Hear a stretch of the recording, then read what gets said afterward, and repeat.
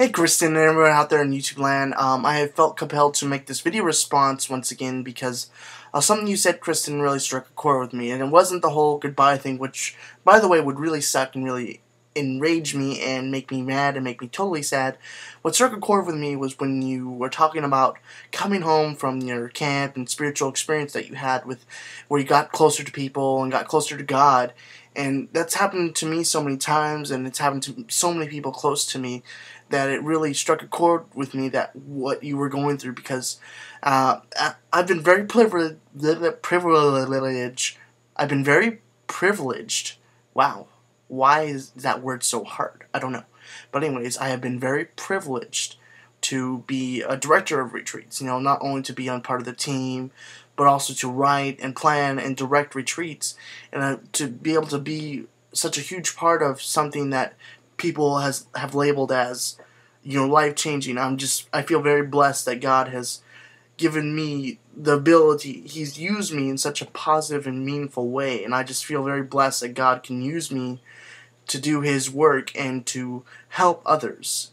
And the one thing I tell my kids, yes, I call them my kids. I'm not old enough to be their father or anything, but I really care about them, and I love them, and I mean it in a loving way. But they're not kids. They're just my kids in a loving way. But that's besides the point. But I always have to warn my kids that when they're coming off the retreat, that it's going to be a very different experience. They're going to go home to people that will never understand what they went through, will never understand why all of a sudden they're excited about their faith, why this person that they met over a weekend or a week experience is all of a sudden their best friend and someone that they will cherish their friendship for life.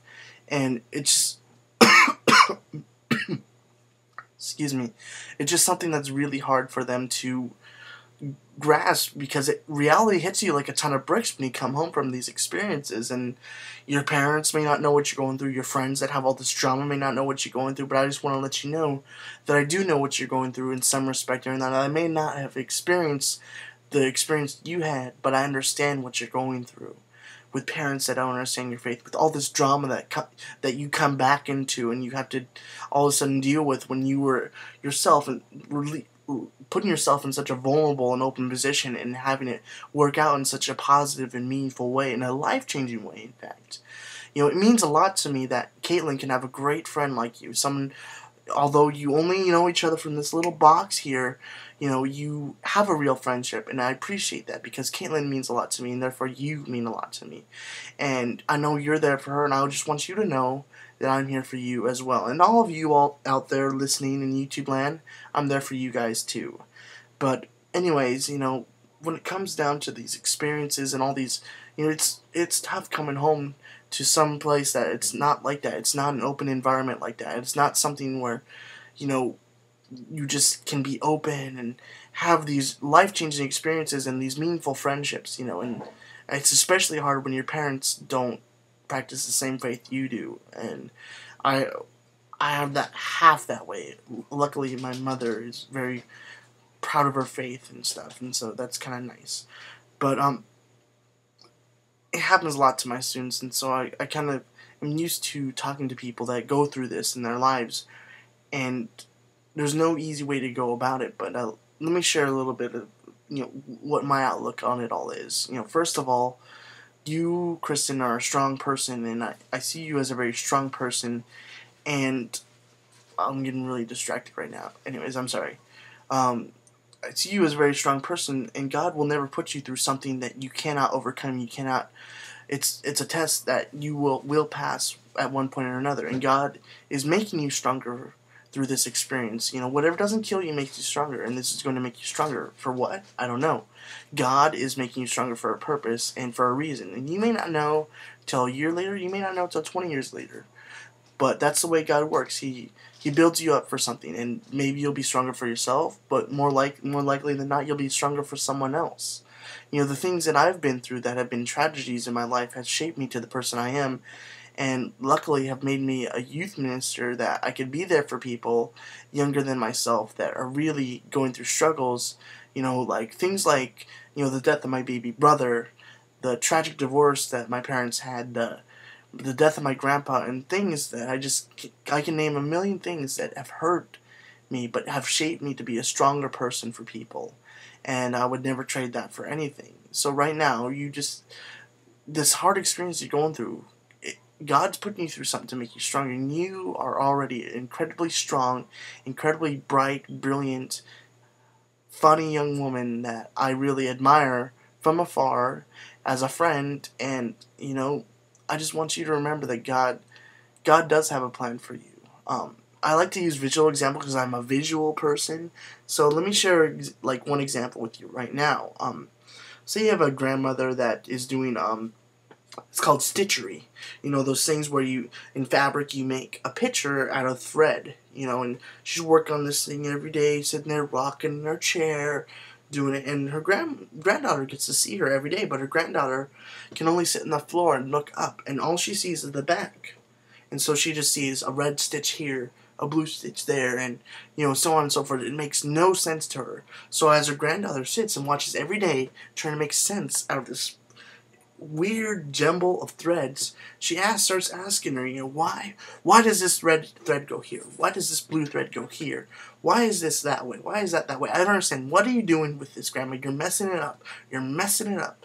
And, the grandmother you will see one day, dear. You will see.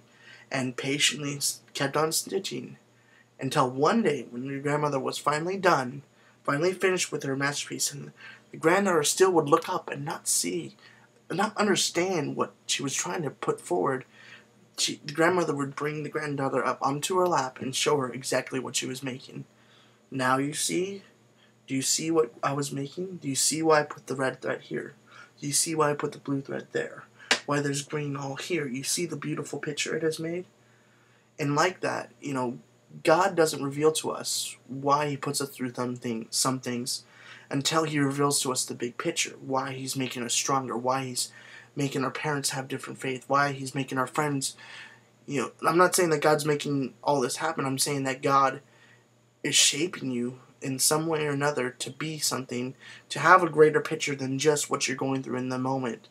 And then you just need to have faith that, because we know that our God is a good God and a loving God, that you need to have faith that whatever He is putting you through, you can overcome. And I want you to know that you can overcome it, and you are not alone in this struggle. And I am here for you, just as many people, as you can see in the comments on your video, are here for you and support you 100%. Another stupid visual example, I guess I'll get work to it, but it's just, this life is a constant struggle. It's really hard for all of us, not just you, not just your family, not just me, but everyone out there. It's a constant struggle for everyone. And I think we have to remember as Christians that this is not the way we are meant to live. We are meant to live for the next life. We got to remember who we live for and why He died for us. And so here's the other cheesy example that I have for you. And I'm sorry, this one's very cheesy, but you will get to the point eventually. So picture like a little baby eagle that just hatched out of its egg, and by some tragedy or another, it fell into the lake below the tree. And so this little eagle knows nothing except the struggle of keeping afloat in the water, just constantly having to struggle, and somehow this little baby eagle manages to survive and make a living just living in the water. Yet we know that the eagle is meant to fly and be free, but all this little eagle knows is that it's hard to even survive. It's hard to even keep afloat, hard to even eat, hard to do anything that it was meant to do. And this is the only life that this eagle knows. It's struggling, a constant struggle. Just like that, we are not meant to live life like this. We're meant to live life with God, in communion with God, and we're meant to fly. We're meant to be free. This life is not how we're meant to be, and we don't realize it yet. And some of us will never realize that we were meant to fly.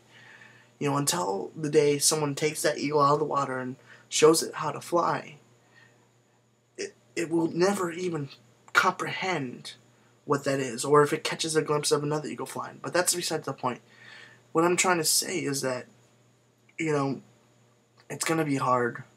It's going to be hard from here on out, especially having the faith. It's a constant struggle for everyone. No matter what religion you have or lack thereof, it's hard for everyone. But as Christians, we know that we're not meant to live this way. We're meant to live for the next life. And this life is but a blink of an eye compared to what we are called to live for. So just remember that, Kristen, and just, although people may differ in understanding of, faith, and they may disagree with what we believe in, you and I might not even be on the same level. YouTube in itself, when it comes down to it, is a community that respects each other's differences and has open dialogue about it. And more than anything, I want you to focus. I want the community aspect of this website is amazing, and I hope you don't leave it, because there's a huge community that loves you and adores you through this little tiny box, and knows so many grand things about you, and only wants to know more and to see more of you. It's hard for all of us. I think I speak for the whole community that it's hard for us to see someone like you cry when you should be smiling. So I will do what I can, and I'm sure everyone else in this community will do what they can to not only see you again, but to see that smile that we all love and adore. And so I'm here for you, the community is here for you, God is here for you, and don't forget that.